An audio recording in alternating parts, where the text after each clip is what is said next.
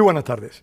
Gracias por estar con nosotros una vez más en esta su programación en español del Canal 17. Les saluda Pedro Corzo. Hoy tenemos un invitado muy especial, un amigo personal que acaba de llegar de Colombia para participar, formar parte de un foro que recién terminó en el día de hoy en esta ciudad de Miami, un foro del Frente Hemisférico por la Libertad, una entidad continental que está integrada por numerosos diputados de diferentes países y también por intelectuales, por activistas prodemocracias de cualquier lugar del hemisferio.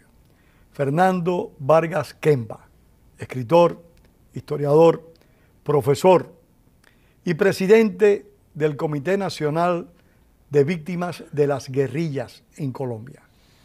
Es un hombre que por esa mera posición hay que tener valor para enfrentar el acoso y la persecución de esos que se dicen defensores de la libertad y no son nada más y nada menos opresores, tal y como ocurrió en Cuba. Fernando, bienvenido y gracias, es un honor que estés acá.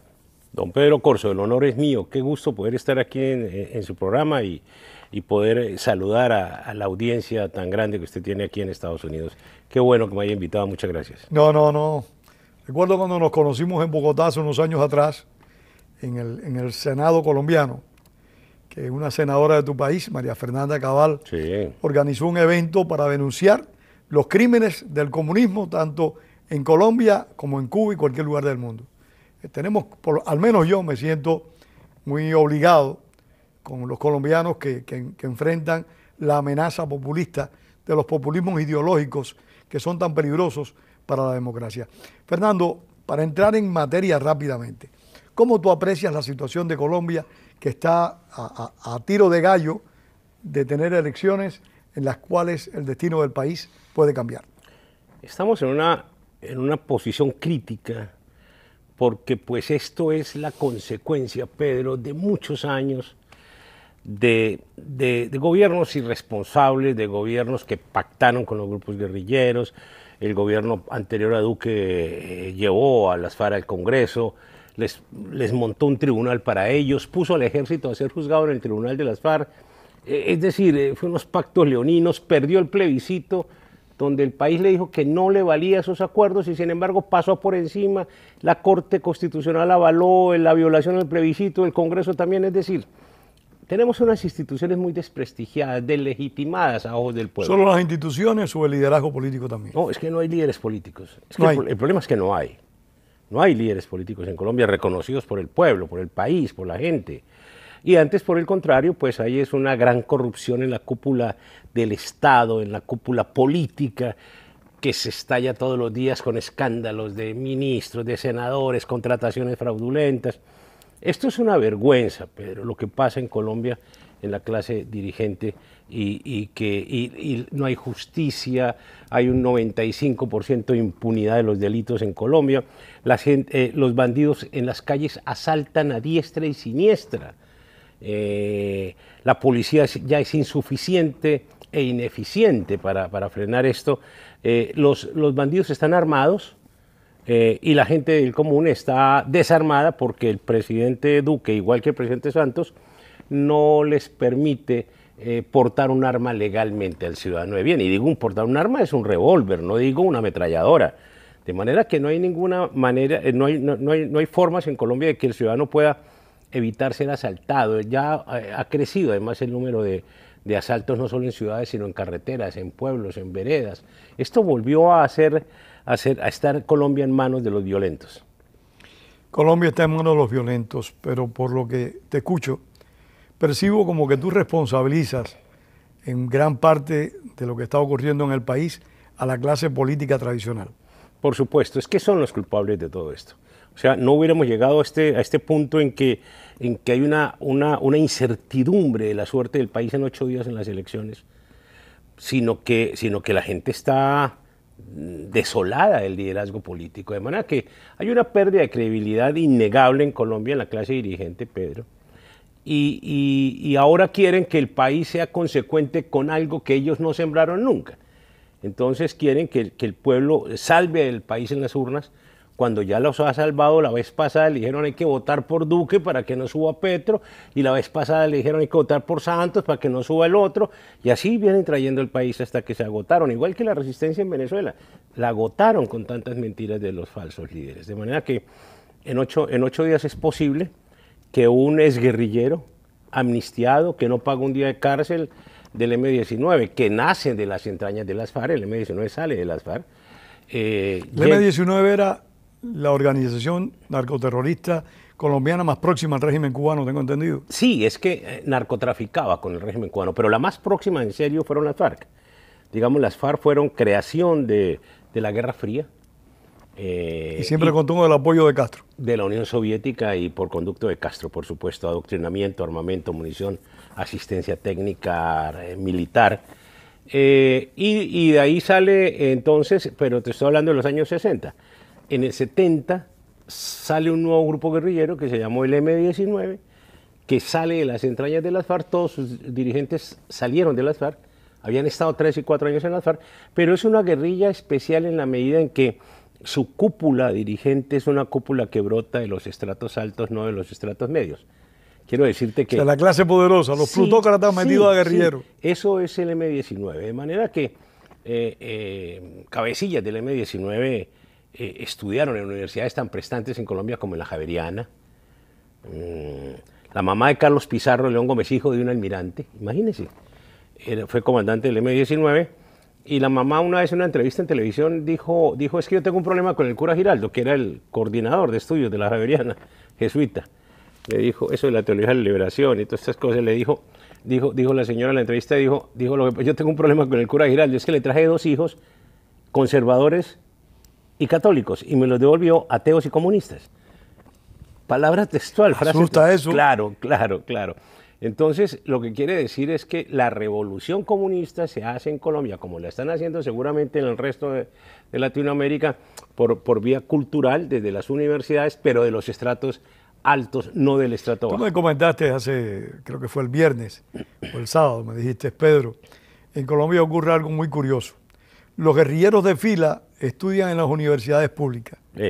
Los guerrilleros que llegan al gobierno estudian en universidades privadas porque vienen de la plutocracia colombiana. Es cierto, es que de por sí el comunismo es una idea de gobierno de un sector de la plutocracia. No solo en Colombia, en todas las partes del mundo. O sea, los comunistas en realidad no es que sean pobres. El comunista, y si es ideológico menos, el comunista es una persona que le gusta vivir bien. ¿Por qué? Porque viene de una clase social que vive muy bien.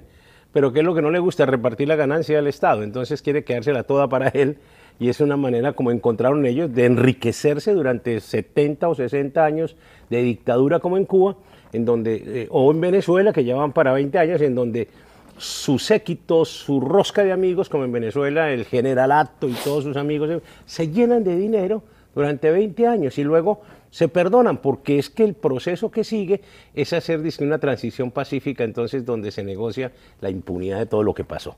Eso es lo que ha pasado con estos sistemas comunistas, donde se dan el lujo de matar, asesinar y hacer lo que quieran con un pueblo, y a los 20, 40 o 50 años dicen, bueno, entonces cuando ya está quebrado el país y no tienen más que robarle, como en Cuba, como en Venezuela, como llevan a Chile, como va a Nicaragua, como va a El Salvador, como seguramente próximamente podría ser Colombia, Pedro. De manera que es cuando ellos ya entregan el poder, pero pactan la impunidad. Sin adelantar la tragedia. Y sé que la bola de cristal se te quedó en Bogotá, en tu casa. Pero pensando lo peor, ¿cómo tú ves a Colombia si gana Gustavo Petro? Bueno, en realidad te voy a decir algo que es verdadero. Yo no creo que el comunismo de hoy en día se aplique como se aplicó el comunismo soviético en Cuba, o en Nicaragua, o en China, o en Rusia. ¿Cree que se aplique más o menos como se está aplicando en Venezuela? Más o menos como está aplicando en Venezuela, que es una dicta blanda, una cosa allí que mata, se encina con cucas libertades, pero no al extremo de lo que sucede. Pero no al extremo, entonces no hay el escándalo internacional. No lo hay. Pienso que en eso... Pero con Venezuela ha habido escándalo. pero no ha tenido eco en los organismos multilaterales. Ya, muy cierto. Y muy poco en los medios de comunicación también a nivel global. O sea, esos gobiernos de izquierda siempre son muy favorecidos, ¿no? Muy favorecidos por... Sí, se crea un silencio cómplice alrededor de ellos muy grande. Exacto. Eso es una gran verdad. En las grandes esferas de opinión y de decisión. Pero pienso que Petro, después del 90, Pedro, el comunismo cambió en el mundo, su estrategia, su sistema de aplicación.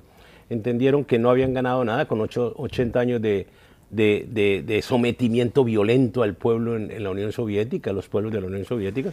Y entonces, en el 90 se dan a la perestroika y glasnost, y entonces dicen, hombre, abramos un poco esto a ver qué pasa, y cuando abrieron, pues, la gente surgió con libertades de nuevo hacia la religión. No, la gente tumbó el muro. Claro. El muro no se cayó solo. No, claro. Yo creo que ese es el mejor ejemplo Claro. para esas personas que aún defienden entonces, el castrocomunismo, el castrochavismo. Se fueron por la vía de Gramsci.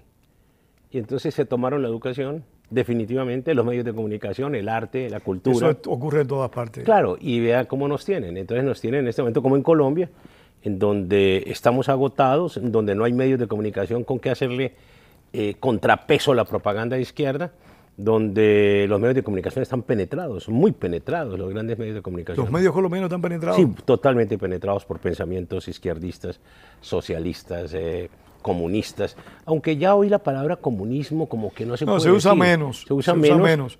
Y yo creo que realmente, y perdóname, Fernando, en cierta medida el comunismo tal y como lo conocimos está en extinción. Claro, como lo conocimos porque varió en el 90. Sí, señor. Porque aquí lo que hay es un populismo de carácter ideológico, desde mi perspectiva, que lo mismo abraza al fascismo como al comunismo. Bueno, yo creo que se va detrás de cualquier tolda política. Que son hermanos gemelos, ¿no?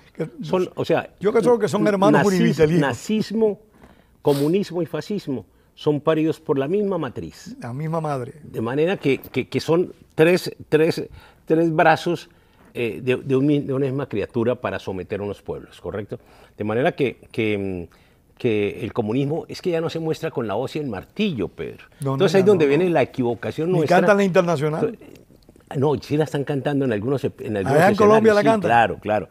En algunos escenarios la cantan, claro. Y la hemos visto cantándola en algunos escenarios de la campaña de Pedro. Porque también saben hacer canciones, es una canción muy linda. Sí, sí. Una música muy pegajosa. Sí, aun cuando digamos que en España también, digamos que, ¿cómo se llama? El que... ¿El de Podemos? No. El himno franquista. El himno franquista. Ahora no recuerdo el nombre, pero también era muy pegajoso. El de la muerte, el novio de la muerte. Sí, eso pega muchísimo. Muy bonito. Es decir... no el mensaje que encierra, sino la forma en que lo dicen. Ahora, la Revolución Francesa, la Revolución Mexicana se hizo sobre música, ¿no? Adelita, todas estas cosas. Y también los que se levantaron en esa contrarrevolución mexicana también metieron música. Eso está orientado a las clases populares. Está orientado a la clase popular. Es que no puede haber revolución sin música hacia la clase popular que los motive en medio de los descansos y libar unos tragos y unas cosas a volver a coger el fusil y pelear, ¿no es cierto? Siempre al hombre hay que motivarlo por alguna parte emotiva, Pedro, emotiva. Su familia, la música, las canciones. Y siempre si tú ves las canciones, las letras de las canciones son hechas hacia momentos del ser humano sentimentales. A veces uno oye una canción y uno cree que me la hicieron a mí, ¿no es cierto? O sea, yo vivo lo que esa canción... que la hacen para uno. La hacen para uno y no la hacen para todos los que la hacen para los soñadores y la mayor parte del ser humano sueña. Sueña, claro. Y todos queremos un mundo mejor, un mundo en libertad, con plenos derechos, todos lo queremos. Y en eso la izquierda es maestra en ofrecerlo. Sí. Entonces ofrece eso porque tú decías, es populista, por supuesto que es populista, y entonces le ofrece a la gente lo que ninguna persona del centro derecha le ofrece, porque el centro derecha se volvió solamente economicista. Entonces dice, hombre, no les ofrezca empleo a todos porque no se va a poder hacer. Entonces no lo dicen, el de la izquierda lo dice. Ofrece subsidio, voy a dar empleo a todos.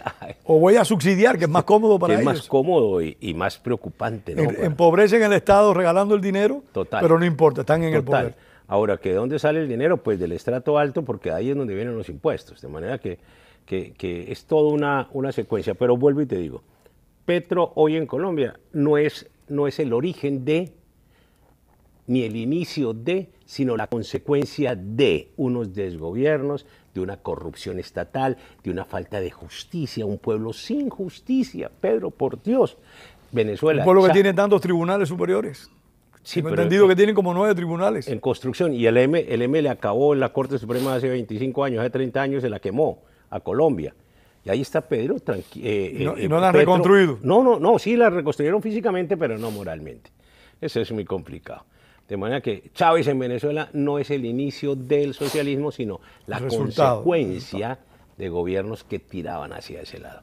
De manera que en eso estamos en Colombia, Pedro. Y ahora resulta que se han sorprendido porque la última encuesta acerca al tercer candidato, que era un exministro de Bucaramanga, un ingeniero, que no lo daban por nada, ahora ya está a 2 o 3 puntos de Fico, que llegó como que a un tope.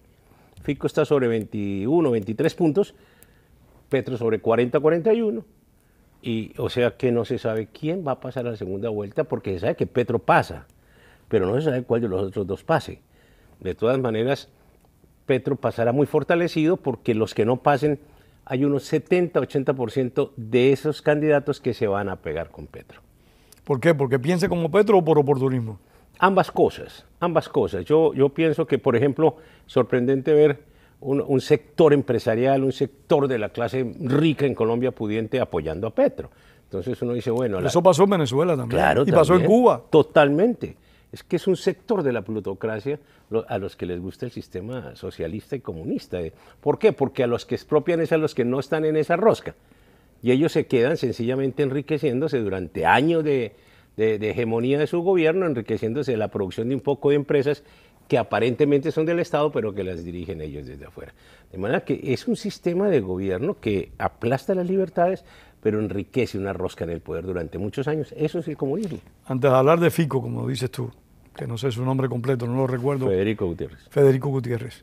Antes de hablar de Fico, reitero la pregunta, repito la pregunta. ¿Consideras que Petro llevaría a Colombia a un plano como el venezolano?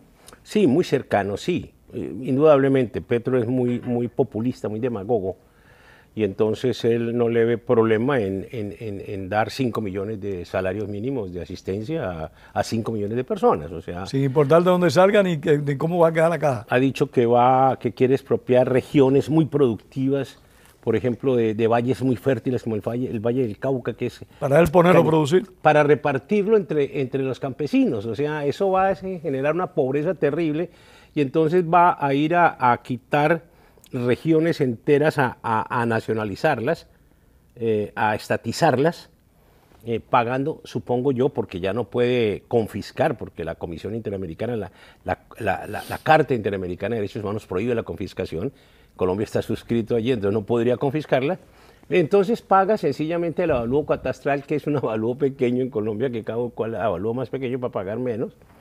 Y con eso seguramente les pagará bonos a 20 años y así se va la gente con su bono en el bolsillo a que lo cobren los nietos cuando yo no pueden comprarle un paquete. Nadie lo cobra. En Cuba intentaron dar bono y decidieron no darlo nunca por eso mismo.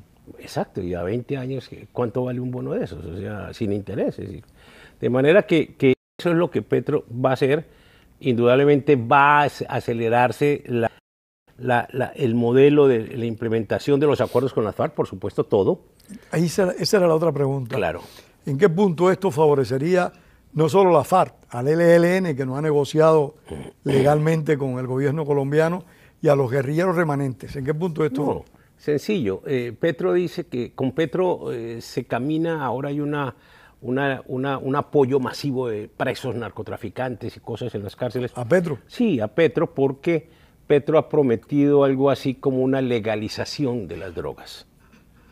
Una legalización, que en cierto modo, pues digamos que hay una legalización de la marihuana, ya en Colombia de práctica, de facto está casi legalizada, ya una persona que fume marihuana, que tenga un pucho de marihuana no pasa nada, pero igual se dejó de fumigar hace 10 años en Colombia, la fumigación aérea, la aspersión aérea de glifosato no se hace en Colombia, entonces tenemos más de 300.000 hectáreas de coca que producen miles de toneladas de cocaína que se mandan aquí a Estados Unidos y las mandan a Europa vía Venezuela o vía el Pacífico o el Atlántico, de manera que eso produce mucha plata, pero mucha plata. Y al decir que las va a legalizar, entonces hoy en día, por ejemplo, para... Se hace el dueño del negocio. Claro, pero por medio del azar, porque el azar hoy en día controlan todos los cultivos de coca, que fue lo que les dio el acuerdo de La Habana. Entonces, de manera que antes, digamos, que las FARC repartían la plata de la cocaína con los paramilitares porque se repartieron los territorios a bala, pero ya desmovilizados los paramilitares y extraditados unos y otros en la cárcel, Entonces quedaron las FARC solas manejando esto. El ELN ha entrado al negocio también, un poco tardío, pero venía ya entrando. Y el ELN pues, no va a tener problemas con el gobierno de Petro porque tampoco los va a tener con el gobierno de Fico, porque hace 8 días el candidato Federico Gutiérrez le ofreció al ELN que si hacía un cese al fuego, así nomás, apenas llegara a la presidencia les montaba una mesa de negociación. Entonces, pues no hay mucha diferencia entre... Pero esa gente como que no conocen el pasado del país, las traiciones en que ha incurrido reiteradamente esa fuerza guerrillera, la última experiencia con la FARC. Es que Federico Gutiérrez fue alcalde de Medellín, no más. Yo pienso que para ser presidente se necesita edad, como las grandes potencias, los grandes países ponen gente madura, que ya ha pasado por toda la experiencia del manejo del Estado, que no ha tenido investigaciones, que es gente pulcra, al menos. Pero allá no, allá se pone personas que tengan el perfil de cantantes modernos o cosas de estas para poder generar un ambiente de juventud y de cosas. Pero sí, falta es decir, no hay seguridad en el manejo del país tampoco con Federico Gutiérrez. De manera que, o sea, tú no tienes confianza al opositor principal de Petro. No tengo confianza, es que tampoco se ha querido manifestar con las víctimas de la guerrilla. Digamos que nosotros llevamos años solicitándole al gobierno, desde Uribe, Santos, Duque, hombre, venga, aquí hay unas cosas que no han satisfecho de derechos de víctimas de guerrilla. Yo no hablo de las otras víctimas, digo, derechos de víctimas de guerrillas. Aquí tenemos una cantidad de gente a los que no se les ha restituido la tierra que la FARC les quitó, que el ELN le quitó. Aquí tenemos un poconón de familias, miles de familias que no les han pagado la reparación, que es pequeña, pero no se la han pagado. Aquí tenemos un poconón de gente sin estudios, sin salud, y que está consagrado en ley que tienen que dárselos, pero no se los dan. Entonces, ante eso no quieren comprometerse. Les he discutido el derecho que tenemos nosotros las víctimas de participar en el Centro de Memoria Histórica, por ejemplo, para construir la memoria también de parte nuestra. Nos rechazan, no nos dejan participar. ¿Pero el Centro de Memoria Histórica no recoge esas experiencias? No, las nuestras no. Las nuestras no, siempre ha sido manejado por la izquierda, sectores desmovilizados de las guerrillas y por eso. Y desde el presidente Uribe, esa memoria histórica que se creó en la Comisión Nacional de Reparación en el 2005, actuó 5 años con gente de izquierda, dirigidos por gente de izquierda. ¿Quién era el presidente en esa ocasión, el presidente Uribe? Uribe. Y luego Santos crea la Ley de Víctimas del 2011, y se crea el Centro Nacional de Memoria Histórica desde el 2011, llevamos 11 años, y se lo dieron. Pero ustedes no son un centro paragubernamental, ¿no? No, nosotros hacemos nuestros libros de memoria histórica aparte, con nuestros recursos, pero los otros tienen recursos millonarios del Estado. Sí, sí. Entonces es muy complicado, mientras nosotros hacemos un librito por año, ellos hacen 200 y 100 películas. Bueno, pues ellos controlan la academia y controlan los medios de comunicación. Claro. En ese sentido, pues, Colombia, por eso estamos como estamos y vamos hacia donde vamos, Pedro, porque el país también lo desgastaron, el pueblo está desgastado, se resistió. Colombia es un país que se ha defendido de la guerrilla comunista y los campesinos han luchado. Fuertemente. Claro, y luego los persiguieron judicialmente porque es el único país donde se persigue judicialmente al que se defiende y no al que agrede. Bueno, acuérdate que eso pasó también en Argentina. Que los militares que enfrentaron la guerrilla, independientemente de los crímenes que pudieron haberse cometido, sí, porque en todas partes se cuecen habas, sí, tanto en las Fuerzas Armadas como en las guerrillas, hay gente buena y hay gente muy mala. Correcto. Y en Argentina fueron reprimidos y encarcelados muchos militares. Sí, y el ejército colombiano no vio eso, no entendió eso. Es que el ejército de Colombia no entendió lo que le pasó a la seguridad en El Salvador después de la negociación, a Nicaragua no vio lo que pasó en Chile, no vio lo que pasó en Argentina. En Venezuela. Y ahora está viendo lo que les va a pasar. Ahora es muy seguro que en el gobierno de Petro, digo yo, muy seguro, se reincorporen un poco de guerrilleros a Fuerzas Armadas, a Fuerza Pública en Colombia. Y seguro que si eran comandantes de la FARC se convertirán en generales del ejército. Y la policía va a dejar de ser del Ministerio de Defensa para que pierda jerarquía y la van a pasar seguramente al Ministerio local y municipal, porque la Constitución que hicieron en el 91, que fue la del M19, ordena que los alcaldes son los comandantes de policía. Eso todavía no se ha puesto en la práctica, pero seguramente lo van a poner en la práctica. De manera que cada alcalde y las ciudades más importantes de Colombia están en manos de la izquierda. en las alcaldías. Por cierto, y se nos está acabando el programa lamentablemente, el gobernador, el alcalde de Medellín tuvo un serio problema. Te pregunto, pues Medellín es mi ciudad predilecta, que es la de mi esposa. Sí. El alcalde de Medellín, que es el que está Lo de tuvieron que candidato. sacar, no, el que tuvieron que sacar. Ah, bueno, es que es un tipo con mil escándalos, militante de la izquierda, abiertamente militante, apoyó Pero así fue electo, ¿y qué pasó que lo votaron? apoyó a los grupos estos de milicianos, de urbanos y la cosa esta. No, él lo que pasa es que hace una participación directa en política y él no apoyando No se a podía Petro. hacer. Claro, no lo podía hacer, pero yo tengo mis temores si lo que hizo la procuradora es legal o no es legal, porque eso ya lo había dicho el procurador Ordóñez contra Petro hace 10 años y lo sancionó, y la Comisión Interamericana en 8 o 15 días sacó una resolución diciendo que el procurador no es autoridad judicial, como no lo es en Colombia, y no puede suspender un funcionario de elección popular, sino un juez de la República. Entonces, yo tengo mis temores ahí si este señor vuelve de nuevo prontamente o no a la alcaldía de Medellín. Se retorne a la alcaldía o sea uno de los asesores de Petro. Ah, no, seguramente era ministro, ¿no? Seguramente será ministro de Petro. A Petro yo le tengo más temor, digamos, que en él, que es una sorpresa, pero más al séquito que lo rodea. Y Petro es un hombre honesto. No, pero fue guerrillero. O sea, él nunca ha pedido perdón, o sea, él no ha sido honesto. No ha sido honesto. Él nunca ha pedido perdón a Colombia por todos los crímenes que cometió su grupo terrorista, nunca. Y él era un líder de esa agrupación. Mira dónde llegó, es porque formaba parte de los cuadros directivos del M-19. Pero él nunca ha pedido perdón, él nunca se ha arrepentido. Y cuando fue alcalde de Bogotá fue honrado económicamente hablando. No, hubo unos escándalos, grandes escándalos de manejos irregulares de dinero, claro, en la izquierda que manejó todos esos 4 años, y miembros del Partido Comunista fueron investigados, y su secretaria de gobierno fue investigada, y no, ellos nunca, ellos han tenido sus problemas con dinero. O sea, ahí hay un video donde él aparece recibiendo una bolsa de dineros, que no ha podido explicar de dónde sale esa plata que aparece en bolsas entregándole dinero en bolsas para la campaña. Entonces, Fernando, muy bueno, pero se nos acabó el tiempo. Así que en otra oportunidad que venga por Miami, nos volveremos a ver. Pedro, mil gracias a ti, por supuesto. Gracias, saludos a todos aquí. Gracias, muchísimas gracias. Y gracias a ustedes por haber estado con nosotros esta tarde.